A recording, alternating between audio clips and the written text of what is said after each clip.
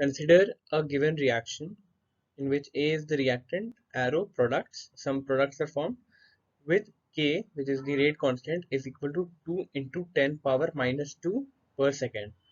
So this is the given value of rate constant. So from here we can get an inference about this. See, it is given the unit of K is equal to per second. In the unit is per second. So we can make the inference that it is a first order reaction. Okay, this is the first catch in this question.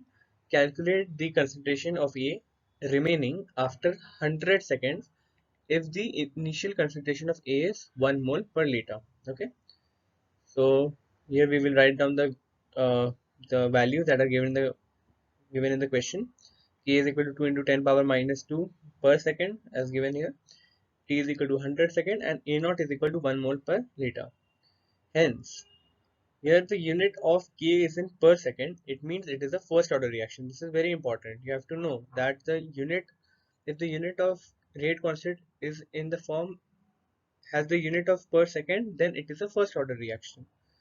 Therefore, we use the formula Kt is equal to ln A naught by A, and if we convert it into log, so we will multiply it by 2.303, and A is the remaining concentration of A, and we will put the values given here.